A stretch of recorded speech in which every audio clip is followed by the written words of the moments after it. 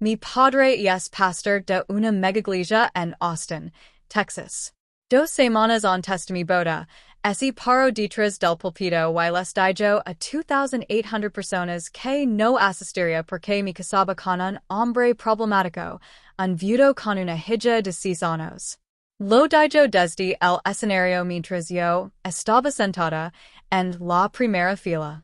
Dijo: las mujeres piadosas no cargan con los problemas de otra mujer.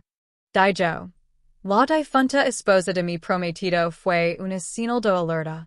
Le pidió a la congregación que orara para que yo viera la verdad. Mi madre estaba sentada a su lado, asintiendo. Soy Mary Cadet. Tengo 29 años. Y quiero que sepan lo que pasó cuando hice carga, una niña de primer grado, camino por el pasillo de mi boda con un cartel que verían 11 millones de personas. Porque lo que hice niña escribió destruyó todo lo que mi padre había construido en una sola frase. Antes de contarles lo que decía el cartel, denle me gusta, suscríbanse y cuenten en los comentarios. Si tu propio padre te humilara desde el púlpito frente a 2,800 personas, ¿lo perdonarías alguna vez? Porque lo que sucedió después lo cambió todo. Así es como legacy. Crecí en la Iglesia Grace Community, con 2,800 miembros.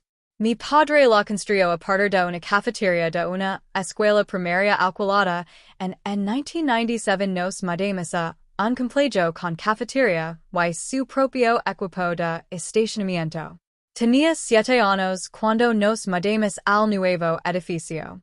Recuerdo que lloró durante la ceremonia de inauguración.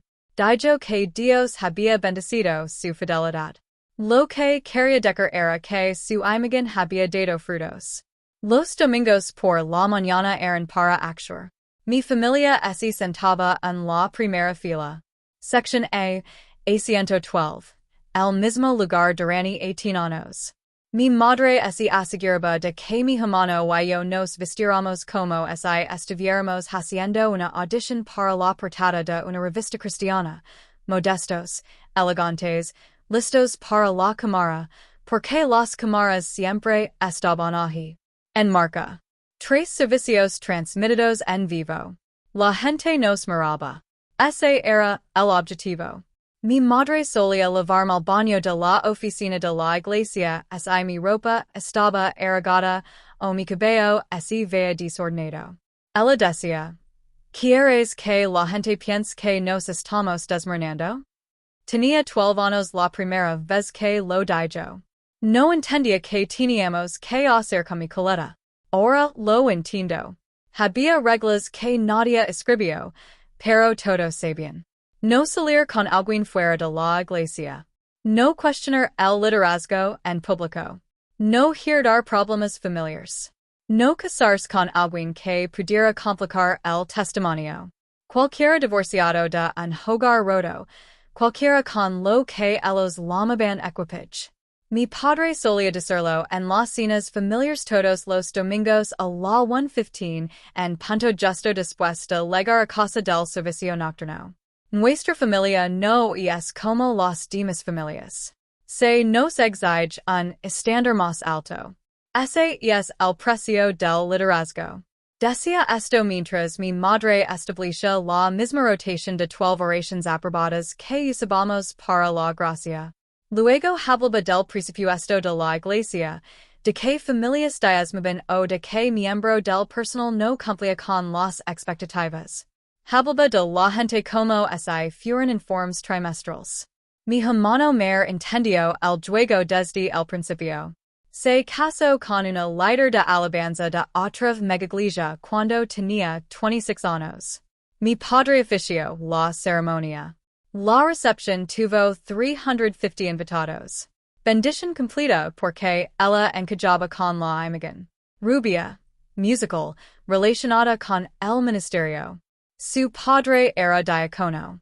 Su madre dirigía un estudio bíblico para mujeres. Cumplía con todos los requisitos. No me di cuenta de que estaba actuando hasta que conocía a alguien que no lo hacía. Empieza a trabajar como considera escolar and una escuela primaria cuando tenía 27 años. Escuela primaria Travis Heights, a las afueras del centro de Austin. Se suponía que el trabajo era temporal mientras descubría que quería hacer realmente. Resulta que ver los niños procesar sus problemas reales me hizo darme cuenta de lo falsa que siempre había sido la versión de fe de mi familia. Hablamos de la gracia durante 2 horas cada domingo en la iglesia. Pero nunca había visto a nadie que realmente necesitara ayuda en nuestro edificio.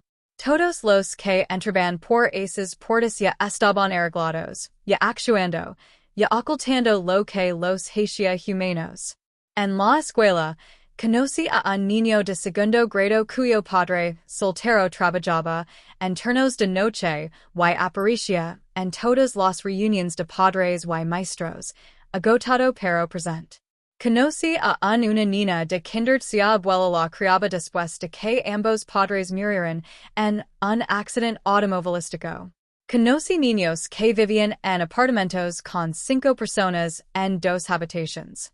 Niños que usaban los mismos zapatos hasta que se rompían. Niños cuyos padres los amaban intensamente, aunque nada en sus vidas se parecía a la versión de familia de Instagram que mi iglesia vendía.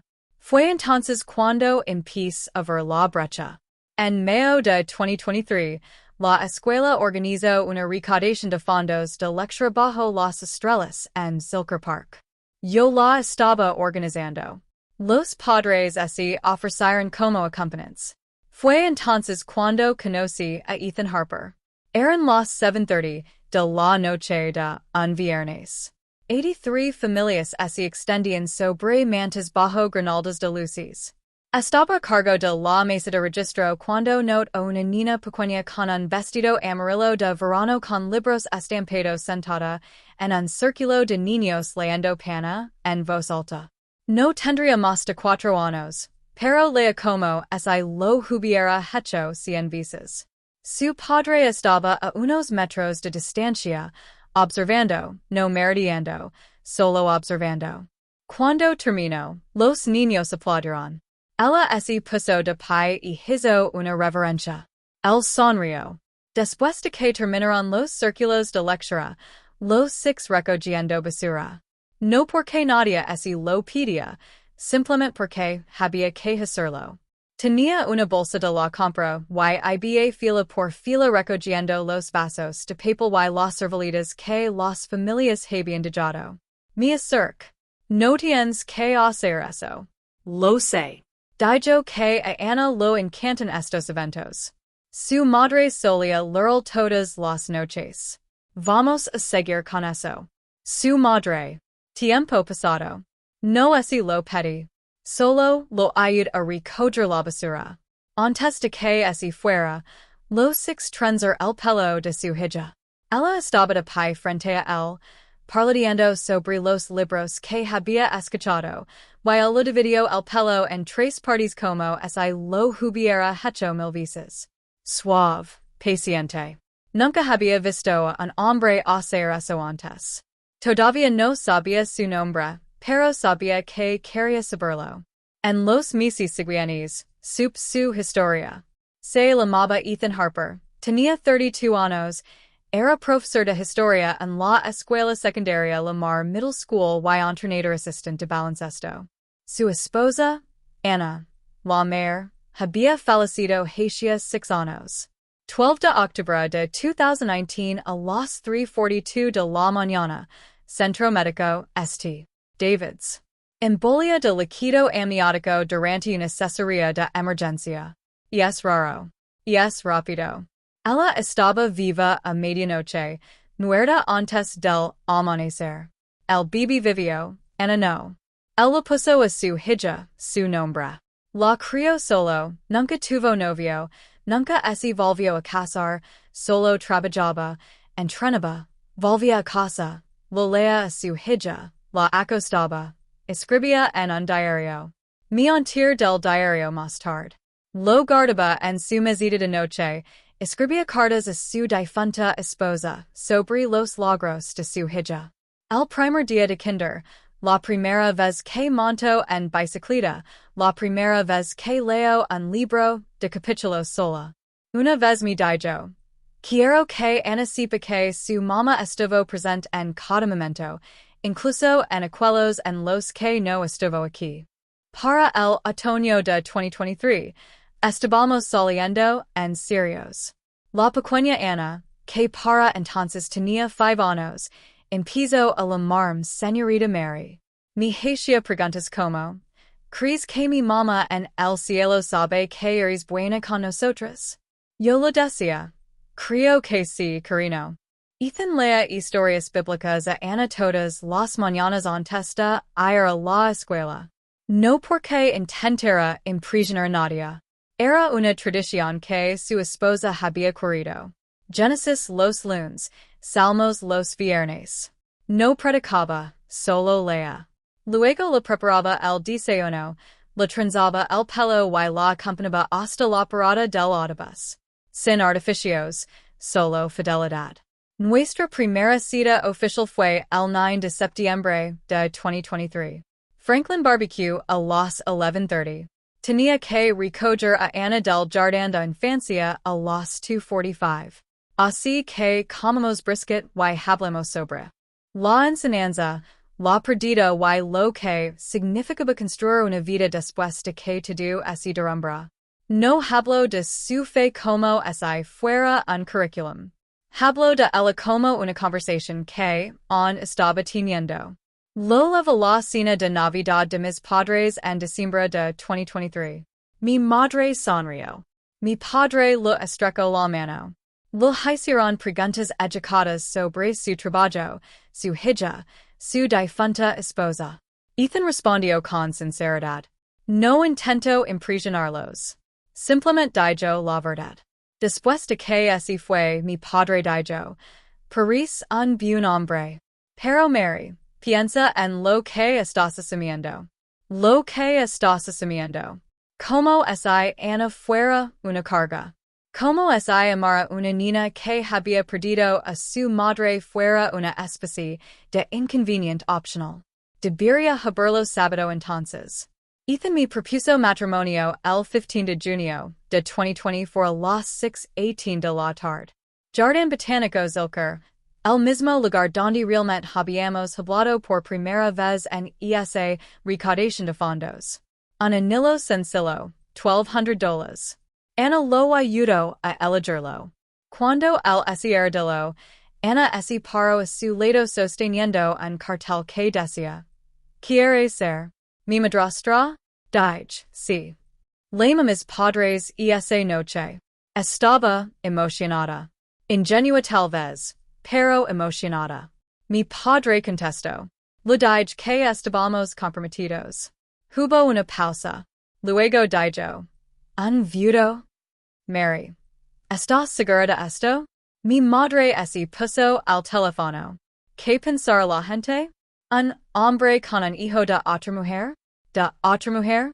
¿Cómo si Ana fuera evidencia de algún tipo de escándalo? ¿Cómo si su madre muerta la descalificara para ser amada? Debería haber colgado. No lo hice.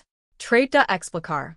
Les dije que Ethan era un buen hombre, un maestro, un padre, alguien que se presentaba todos los días para su hija, alguien que honraba la memoria de su difunta esposa mientras seguía adelante.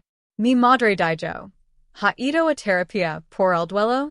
La iglesia tiene recursos para personas como esa. Gente como esa.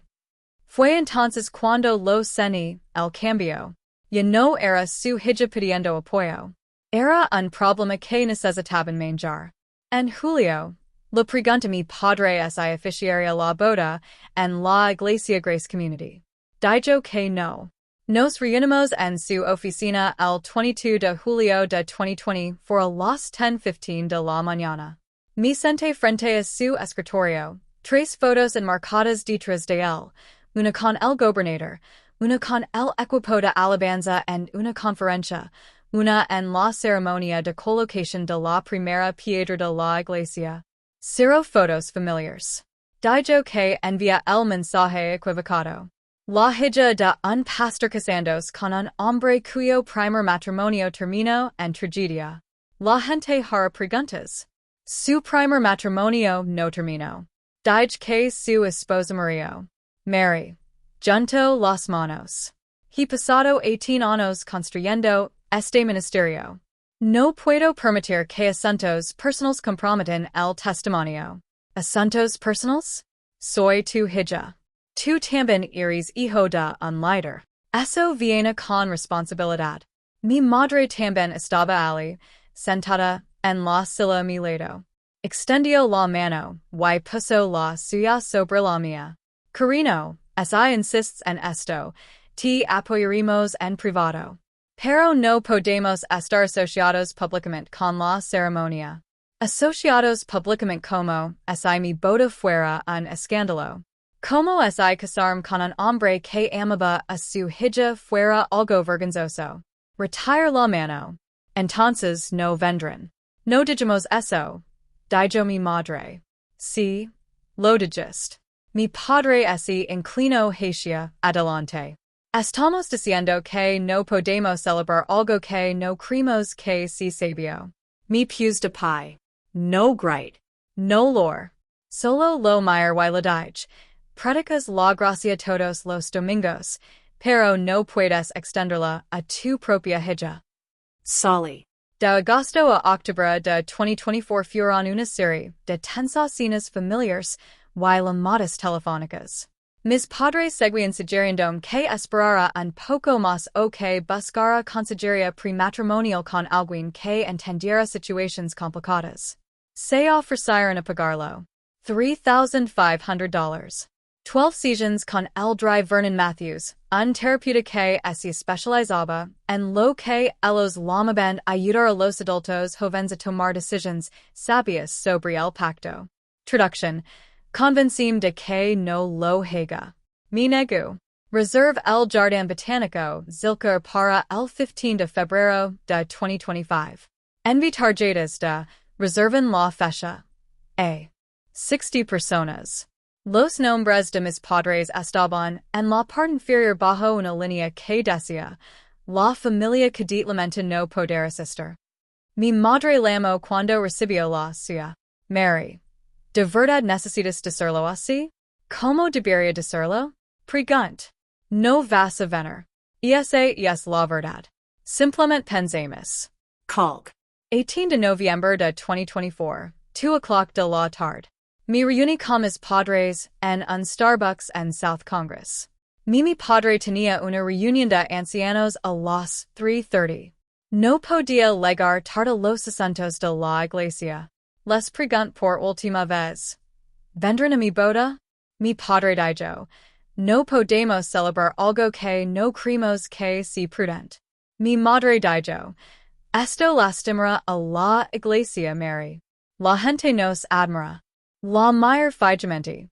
Así que estás eligiendo la iglesia en lugar de tu hija? La voz de mi padre era tranquila, fría. Estoy eligiendo mi vocación. Lamento que no puedas verlo. Cuando se levantaron para irse, mi madre me abrazó. Me susurró al oído. Lo entenderás cuando seas madre. A veces, amar significa decir no. Pense. Yo lo entiendo. Por eso digo que sí. Para diciembre, lo había aceptado. No iban a venir. Bien. Pero no estaba sola. Mi mejor amiga, que solía dirigir el grupo de jóvenes en Grace Antesta Ursa otra iglesia, se ofreció como coordinadora. Maestros de mi escuela se ofrecieron como voluntarios para ayudar. Los padres de la escuela de Ana se ofrecieron a llevar comida. Los compañeros de trabajo de Ethan donaron su tiempo. Los padres de su difunta esposa, los abuelos modernos de Ana, asistieron a todas las reuniones de planificación con guisos y palabras de aliento. Tuvimos 60 invitados confirmados. La capacidad del lugar era de 75 personas. Ceremonia a las 4. La recepción fue una pequeña barra de tacos de torches, $890. Las flores fueron donadas por el padre de uno de mis alumnos que tenía una floristería, sin organizador contratado, sin fotógrafo profesional, solo gente que nos quería. A finales de enero, Ana vino a mí con una idea. Quería caminar por el pasillo sosteniendo un cartel como lo hacen las niñas de las flores, pero con palabras. Ethan no estaba seguro. Carino, ¿estás segura de que quieres hacerlo? Ana asintió. Quiero que la gente sepa que estoy feliz de que te cases con mi papá. Dije que cita inmediato. ¿Qué quieres que diga el cartel? Pregunt. Ella lo pensó. No lo sé todavía. ¿Puedo pensarlo? Durante las siguientes 2 semanas, Ana trabajó en él con la ayuda de su maestra de primer grado. Me lo mantuvo en secreto. Dijo que era una sorpresa para la boda. La semana anterior a la ceremonia, tuvimos una pequeña cena de ensayo en casa de Ethan. 13 de febrero de 2025. 6:30 de la tarde. 18 personas. Ana lavaba una camiseta que decía, casi una niña de las flores, un regalo de su maestra. La abuela de Ana me abrazó y me dijo, Ana estaría muy orgullosa de ustedes dos. Y lo encantaría que la niña te tuviera ti. Ahora, Mary. Ana. La primera Ana. La que rezó por nosotros, incluso antes de saber que existiríamos. Esa noche, mi teléfono vibró. Mensaje de mi madre. No es demasiado tarde para posponerlo. Podemos arreglar esto. Bloqueé el número. 15 de febrero de 2025. 68 degrees en Austin.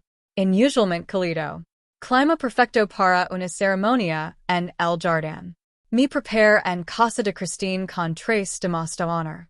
Vestido sencillo color marfil. $650 de una boutique local. Sin velo. Solo flores en mi cabello. Ethan y Ana se prepararon en casa. Ana no dejaba de revisar su bolso donde estaba enrolado el cartel. Le preguntó, Papa, why es la gente no le gusta mi cartel? Él le dijo, Carino, lo hiciste con el corazón. Eso es lo único que importa. A las 3:45, revise mi teléfono por última vez. Ningún mensaje de mis padres. Lo apague. 60 invitados se sentaron en sillas blancas de jardín dispuestas en filas. El esposo de Christine, un ministro ordenado, ofició la ceremonia. Una madre de la escuela de Ana tocó la guitarra acústica. Las damas de honor caminaron por el pasillo. Luego fue el turno de Ana. El oficiante sonrió. Y ahora nuestra niña de las flores, aunque tiene algo un poco diferente que compartir con nosotros. Ana apareció al final del pasillo, vestido blanco con una faja morada, a su elección. En sus manos, un cartel enrolado atado con una cinta morada. Caminaba despacio. Ya había dispersos 12 metros de pétalos de rosas blancas. A mitad de camino, se detuvo, desató la cinta, desenrolló el cartel y lo giró hacia los invitados. El cartel medía 45 by 60 centímetros, escrito con rotulador morado. La letra de Ana, de 6 años. Su maestra la había ayudado con la ortografía, pero las palabras eran suyas. Decía, mi papá dice que el amor significa estar presente. Mary está presente para nosotros todos los días. Por eso ahora, es mi familia. Debajo, en letras más pequeñas, había añadido, mi mamá en el cielo la envió. Lo sé. La sala quedó en completo silencio. Entonces, hoy a alguien decir. Silencioso. Casi un celoso. Ana pareció confundida por un segundo. Entonces me vio llorando en el altar y corrió hacia nosotros. Ethan dio un paso al frente, con lágrimas corriendo por su rostro. La levantó. Lo bis la frente. Los invitados estallaron en aplausos. Christine lloraba. Varias maestras lloraban. La abuela de Ana tenía la mano sobre la boca. El oficiante hizo una pausa para recomponerse. Una invitada le susurró a su vecina. ¿Dónde están sus padres? Los padres de la novia? La vecina los susurró de vuelta. Escuch que no vinieron. Se lo perdieron. La hermana de Christine estaba sentada en la sección central izquierda, fila 4, A106. Había estado grabando todo con su teléfono. El ángulo captó todo. Ana caminando. La revelación del letrero. La reacción de la sala. Mi cara. La cara de Ethan. Ana corriendo en nuestros brazos. 90 segundos de silencio. Luego 30 segundos de llanto y aplausos. La ceremonia continuó. Dijimos nuestros votos. La voz de Ethan se quebró dos veces. La mía una vez. Nos pasamos. Todos aplaudieron. Esa noche a las 9:47, la hermana de Christine subió el video a TikTok. Leyenda. Cuando una niña de primer grado entiende el amor mejor que la mayoría de los adultos. No etiquetó a nadie. No esperaba nada. Solo quería compartir un momento hermoso. Para la medianoche, tenía 3,200 reproductions. El domingo por la mañana, 16 de febrero, me desperté con 180,000 reproductions. Estábamos de luna de miel, un fin de semana, en un pequeño bed and breakfast en Fredericksburg. Habíamos planeado desconectarnos, estar sin conexión, simplemente ser casados. Christine me envió un mensaje a las 8 de la mañana. ¿Has revisado TikTok? Le respondí. Estamos de luna de miel. Estamos desconectados. Christine, deberías conectar. Abrí TikTok. El video estaba por todas partes. A las 2 de la tarde, 890,000 visitas. A las 8 de la noche, 2.1 millions. Grupos de madres de Austin lo comparten. Reads de profesores lo comparten. El TikTok cristiano lo estaba descubriendo. La sección de comentarios se llenaba rápidamente. ¿Dónde estaban sus padres? Esta niña entiende el evangelio mejor que la mayoría de los pastores. Que alguien averga que iglesia vie su familia. Tenía nudo en el estómago. Lunes por la mañana, 17 de febrero, 3 millions de visitas. Alguien en los comentarios reconoció el jardín botánico Zilker. Alguien más comentó. Espera, ¿es esta la hija del pastor de la Iglesia Grace Community en Austin? Otro comentario. Dios mío, yo voy allí. Su padre es el pastor principal Michael Cadet. Entonces el hilo explodó. Sus padres dirigen una megaglesia, y no apercibieron. Soy miembro de allí. Esto es una locura. Predican valores familiares todas las semanas. Para el domingo por la noche, el video se había compartido en 47 grupos de Facebook de iglesias del área de Austin, 23 cuentas de Instagram de madres cristianas, 15 hilos de Twitter sobre fe y familia, y el chat grupal de miembros de Grace Community Church. Las capturas de pantalla lo confirmaron más tarde. El lunes por la mañana mi teléfono, todavía apagado, tenía 53 llamadas perdidas cuando finalmente lo volví a encender. El teléfono de Ethan tenía 41 mensajes de texto de padres de sus alumnos, todos de apoyo, todos alguna versión de. Vimos el video. Ana es increíble. Felicidades. Y un mensaje de texto, de mi madre. Necesitamos hablar ahora. No respondí. El martes 18 de febrero, el video alcanzó 8.3 millions de visitas. Noticias locales de Austin lo recogieron. Momento de boda conmovedor se vuelve viral. La historia.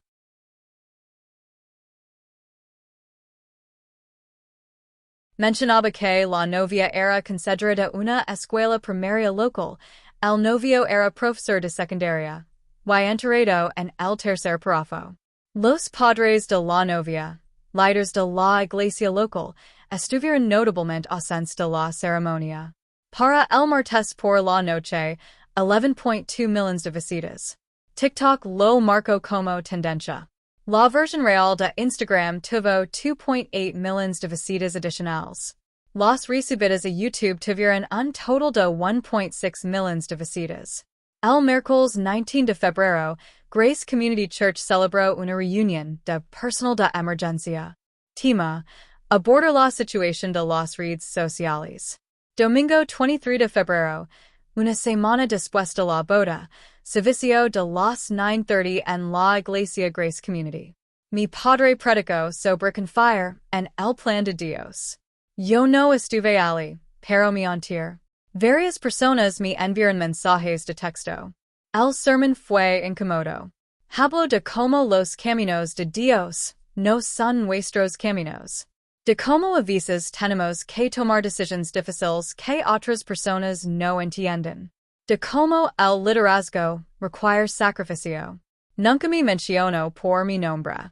Nunca menciono la boda. Nunca menciono el video. Pero todos lo sabían. Asistencia ese domingo, 26:15, menos de los 2,780 habituals. La ofrenda bajó un 12%. En el estacionamiento después del servicio, la gente asiquado. Las conversations duraron 40 minutos. Normalmente, la gente iba rápido. Ese día, quedaron, hablaron, susurraron. Un miembro se acercó a mi padre. Pastor, ¿puedo preguntar sobre la boda de Mary? La sonrisa de mi padre era tensa. Ese es un asunto familiar privado. Bueno, ahora es bastante público. El lunes por la noche, la junta de ancianos solicitó una reunión. Asunto: preocupaciones de la congregación. Empiezo a recibir mensajes de miembros de la iglesia que había conocido toda mi vida. Maestros del ministerio infantil. Personas que me habían visto crecer en ese edificio. Mary, ¿estás bien? ¿Tus padres realmente no vinieron? No lo entiendo. Un mensaje de texto de una chica que estuvo en mi grupo juvenil hace 7 años. Mary, siempre admira tu familia. No entiendo por qué así perdieron tu boda. Me enseñaste sobre el amor incondicional. ¿Qué pasó? Recibí 127 mensajes de texto entre el 19 y el 28 de febrero. 43 mensajes directos de Instagram, 18 correos electrónicos, 9 tarjetas escritas a mano enviadas a mi domicilio. El 89% fueron de apoyo. El 11% defendió el derecho de mis padres a establecer límites, pero un mensaje en particular me llamó la atención, el de la maestra de kinder de Ana de 2023. Ni siquiera sabía que había ido a Grace. Ella escribió: Mary, estuve en tu boda. También soy miembro de la comunidad Grace. Tus padres no lo saben, pero la difunta madre de Ana. Ella estaba en mi pequeño grupo antes de morir. Ella oró por ti para que entraras en la vida de esa familia. Oro por ti por tu nombre. Tengo la entrada del diario. Me encantaría compartirla contigo algún día. Mir ese mensaje durante 20 minutos. Ana, la primera Ana había orado por mí antes de morir. Antes incluso de conocer a Ethan, antes de que todo esto existiera, le respondí por mensaje de texto. Me encantaría verlo. A principios de marzo mi madre llamó. Contest. Mary. Su voz era tensa, controlada. Necesitamos tomar un café, y hablar de qué. Sobre esta situación con la iglesia. ¿Qué situación? La gente está malinterpretando. Ellos no conocen toda la historia. Me recost contra la encimera de la cocina. Ethan estaba en la sala con Ana leyendo. Podía oírla reír. ¿Qué historia? Pregunt. Eligist no venir mi boda. Esa es toda la historia. Te estábamos protegiendo. No. Así estaban protegiendo a sí mismas. Silencio. Entonces mi madre dijo: podemos hacer pasar esto por un malentendido. Si solo publicas una declaración diciendo que teníamos un compromiso previo, called 6 minutos y 33 segundos. Eso fue lo que duró la llamada. Lo sé porque revise el registro de llamadas después. El 8 de marzo, el título del sermón de mi padre cambió a último minuto. Se suponía que era camina en la fe. El boletín ya estaba impreso. Lo cambió a cuando las familias no están de acuerdo. La gente empezó a grabar. El sermón duró 38 minutos. Paso 2 minutos y 15 segundos abordando situations familiars. Hablo de como el liderazgo no significa perfección, como significa aprender, como su familia había pasado por una temporada difícil, como estaba agradecido por la gracia mientras manejaban asuntos privados. Me menciono por mi nombre 0 veces. Uso la palabra bodas 0 veces. Uso la palabra gracias 7 veces. Veces. Después del servicio, la congregación se dividió. Algunos lo abrazaron, otros lo estrecharon la mano cortamente y se fueron rápidamente. 2 semanas después, uno de los diáconos de larga trayectoria renunció. Oficialmente no relacionado, pero la coincidencia se notó. A mediados de marzo, tomé una decisión. Ibé responder, no con ira, no a la defensiva, solo con claridad. Escribí una declaración. Ethan la leo. Los abuelos de Ana la leyeron. Christine la leo. Todos dijeron lo mismo. Publicala. La redact el 12 de marzo, la revise el 15 de marzo, la public el 16 de marzo a las 2:33 de la tarde. Instagram, mi cuenta personal, tenía 890 seguidores en ese momento. En 10 minutos, 200 me gusta. En una hora, 2,400 compartidos. Esto es lo que escribí. Mucha gente me ha preguntado sobre mis padres y mi boda. Esto es lo que pasó. Mis padres son el pastor Michael y Diane Cadet de Grace Community Church en Austin. Crecí en esa iglesia. Aprendí sobre la gracia, la misericordia y el amor incondicional desde el púlpito todos los domingos. Cuando me enamoré de un viudo, un profesor de secundaria, un padre fiel, un hombre que crió a su hija solo después de perder a su esposa, mis padres me dijeron que sería complicar su testimonio. Me pidieron que esperara, que lo reconsiderara, que pensara en lo que diría la gente. Cuando decidí casarme con él de todos modos, decidieron no asistir en nuestra boda. No porque Ethan no sea un buen hombre. No porque Ana no sea una niña maravillosa, sino porque tenían miedo de cómo se vería. Mi esposo enseña a los niños sobre historia y integridad todos los días. Su hija acaba de enseñar a millones de personas sobre el amor. Mis padres me enseñaron las palabras para gracia, pero Ethan y Ana me mostraron lo que realmente es. No comparto esto para dar lástima. Lo comparto porque muchos de ustedes crecieron como yo, creyendo que la fe significa actuación, que el amor viene con conditions, que la imagen importa más que las personas. No es así. Estoy poniendo límites con mis padres hasta que lo entiendan. No por enojo, sino por claridad. Y todos los que siguen preguntándome si me arrepiento de haberme casado con Ethan, lo único que lamento es no haberlos planeado cara antes. Mary Harper. Sí, cambié mi nombre con orgullo. La publicación llegó a 890,000 personas en 72 horas. Fue compartido por redes de maestros, grupos de padres, relatos de recuperación de traumas, exangelical comunidades, defensores de iglesias saludables. El comentario principal tenía 18,000 me gusta. Así es como se ve realmente el evangelio. La cuenta de Instagram de Grace Community Church deshabilitó los comentarios en todas las publicaciones. El asistente de mi padre me llamó y me preguntó si consideraría eliminar la publicación por el bien de la unidad del ministerio. Me negó. Al día siguiente, Christine publicó algo en su propia cuenta.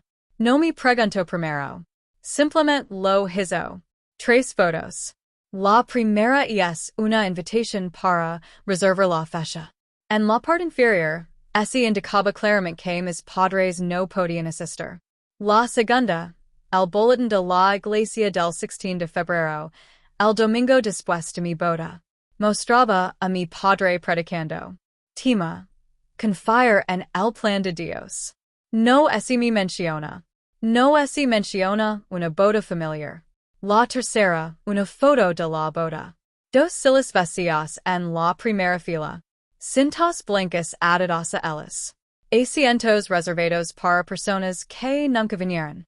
Recibos de pida foto. La sección de comentarios explodó. Entonces, estaba lo suficientemente sano como para predicar, pero no lo suficientemente sano como para acompañar su hija al altar. Las cintas en las sillas vacías, estoy llorando. Así es como se ve el abuso espiritual. La publicación de Christine apareció el 17 de marzo a las 9:15 en por la mañana. Al final del día, Austin Local News solicitó una entrevista conmigo. Me negó. Dije al reportero, el video y la publicación dicen todo lo que hay que decir. A finales de marzo y principios de abril, la asistencia a la Iglesia Grace Community siguió disminuyendo. No fue un colapso, ni un éxodo masivo, solo un descenso lento y constante. 23 de marzo, 25:10. 30 de marzo, 24:20. 6 de abril, 23:50. Domingo de Pascua, 13 de abril, 23:85. Un pequeño repunt. Luego volvió a bajar la semana siguiente. El Ministerio de Mujeres, dirigido por mi madre, vio una disminución del 18% en la inscripción para la sesión de estudio bíblico de primavera. Varias sochas de larga data citaron conflictos de horario. A finales de abril, la Junta de Ancianos le pidió a mi padre que abordara la situación en un sermón. No como una disculpa, sino como transparencia pastoral. Él se resistió. Ellos insistieron. El compromiso fue un breve reconocimiento. 27 de abril, servicio de las 10:30. Liderazgo no significa perfección, dijo desde el púlpito. Significa aprendizaje. Mi familia ha pasado por una temporada difícil. Estoy agradecido por tu gracia mientras lidiamos con asuntos privados. Sermon de 38 minutos, 2 minutos y 15 segundos dedicados sobre la situación. Me menciono por mi nombre 0 veces.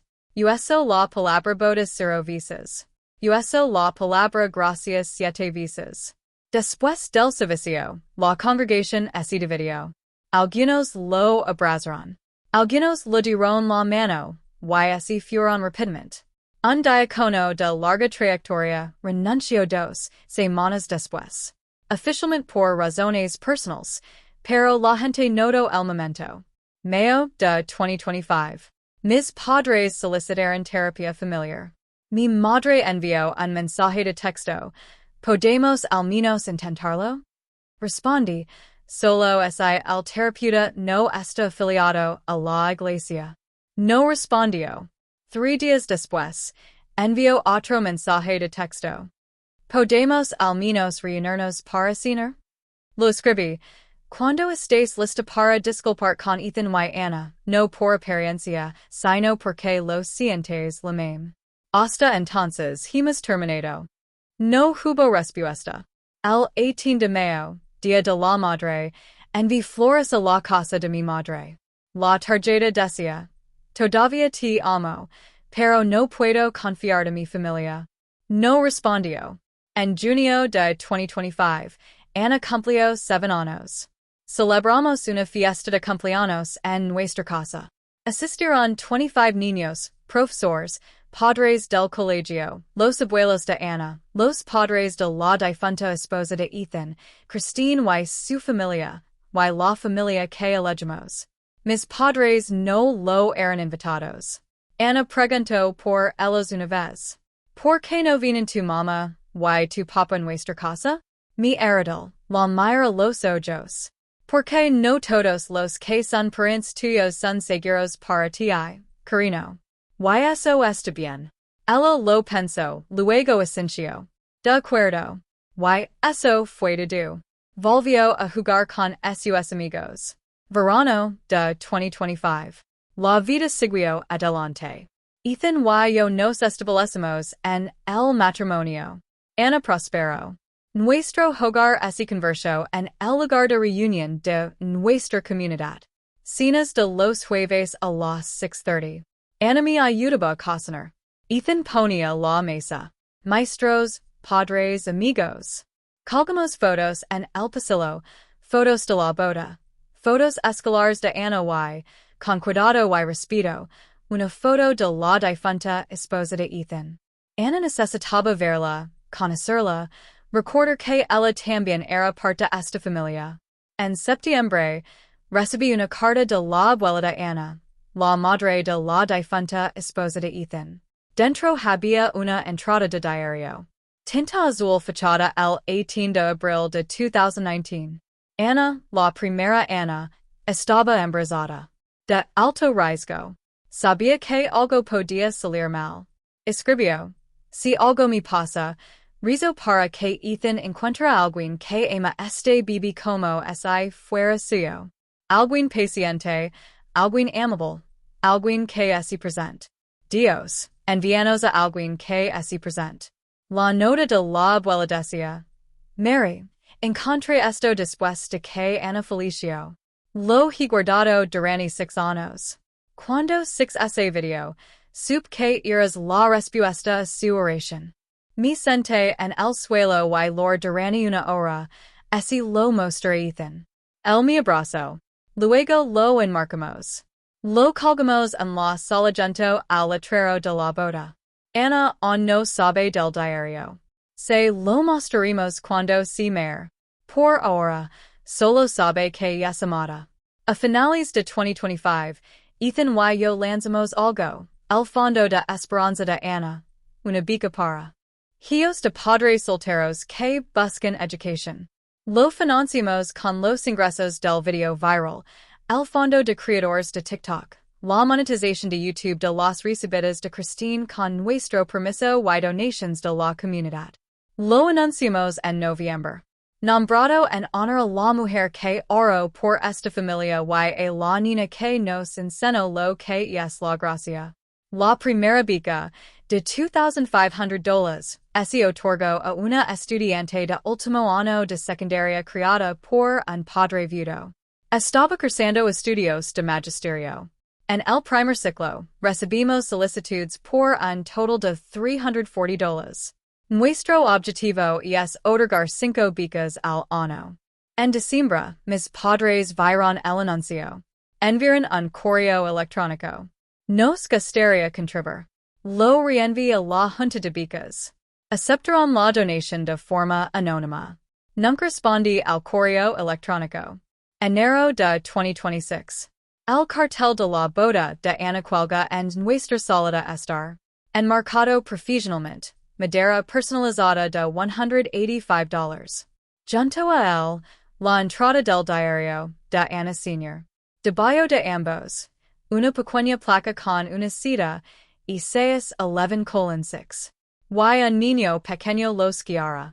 Es lo primero que ves cuando entras por la puerta principal. Ana veces pide llevar el cartel a la escuela para mostrarlo y contarlo. La dejamos. Mis padres todavía no han visto a Ana en persona desde la boda. Pregunta por sus abuelos de vez en cuando. Le digo la verdad. De forma apropiada para su edad. A veces la gente necesita tiempo para descubrir que es importante. El agente lo acepta. Sigo adelante. Los niños son mejores con los límites que los adultos. 15 de febrero de 2026. Primer aniversario. Regresamos al Jardín Botánico Zilker. El mismo lugar donde Ethan me propuso matrimonio. El mismo lugar donde nos casamos. Christine nos tomó la foto. Ethan yo. Ana. Ana vestida de morado, su color favorito. El mismo color como su banda de boda. Podemos venir aquí todos los años? Pregunto. Todos los años, carino. Dije. Incluso cuando se mayor. Ethan sonrió. Incluso cuando se mayor. Esa noche. Public la foto del aniversario. Leyenda. Hace un año. Una niña de 6 años lo enseñó a una sola línea de adultos sobre la familia. Hoy, nos está enseñando sobre la alegría. Agradecido en y siquiera comienza a cubrirlo.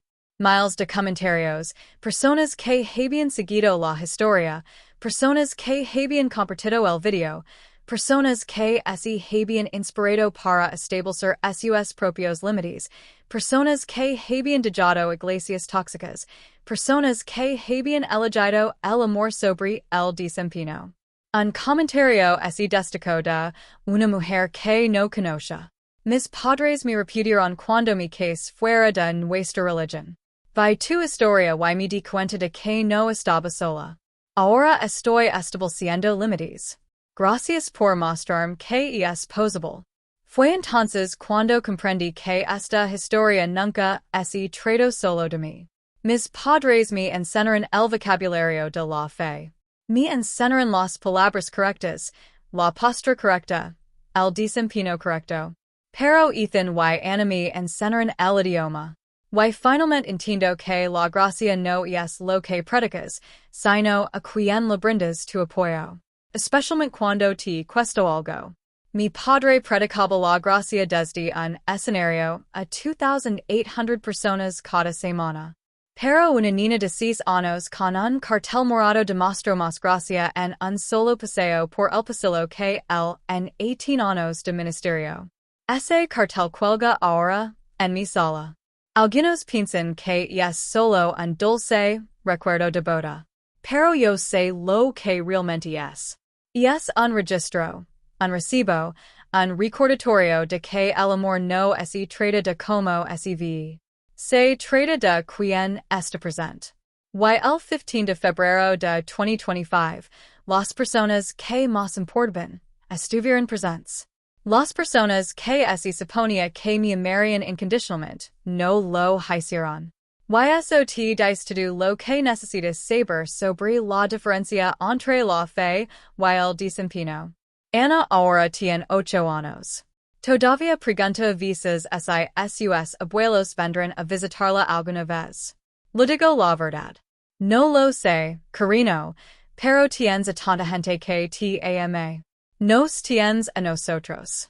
Tienes a tus otros abuelos. Tienes a tus profesores, a tus amigos y a todos los que estuvieron presentes cuando importaba. Ella lo piensa. Luego dice. Y es mucha gente. Sí lo es. Le digo. De verdad que sí. Y ella sonríe. Y sale corriendo a jugar porque sabe algo que mis padres nunca aprendieron. La familia no es con quien está sembrado, sino con quien está presente. Y nosotros estamos presentes el uno para el otro todos los días.